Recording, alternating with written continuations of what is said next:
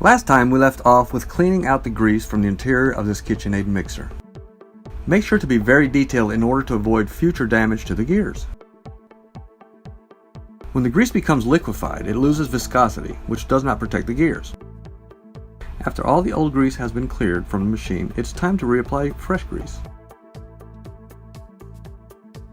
Make sure to apply a thick coat onto moving parts. After all the grease is applied, you'll need a new gasket in order to seal the system and avoid air entering and denaturing the grease. So after you remove it from the packaging, slide it over the machine and line it up with the guides. Once everything is in place, you'll begin the reassembly. First, put the top back on the machine and make sure everything is aligned.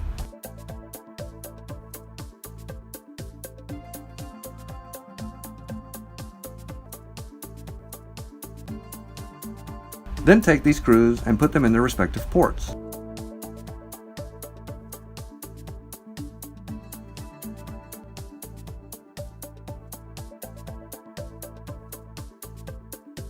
Tighten them around the perimeter. Next is the planetary, which turns the beater bars and the other tools. Line it up, push it in.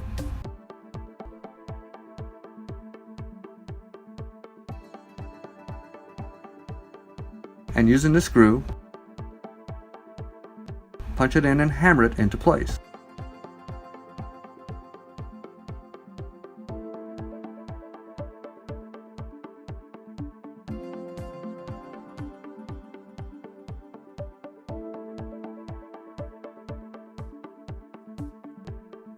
If you notice, it's flush, which means it's completely gone through.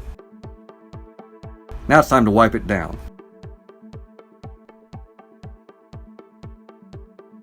After it's nice and clean, it's time to attach the back plate that protects the electronics.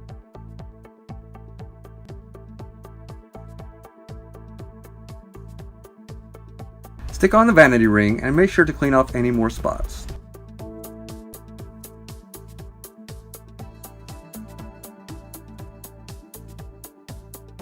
Finally, we're going to reattach the drip ring.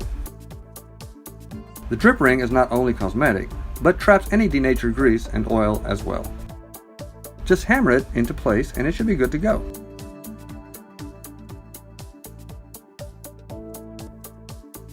Now let's give it a whirl. Thank you so much for watching. I hope you enjoyed it.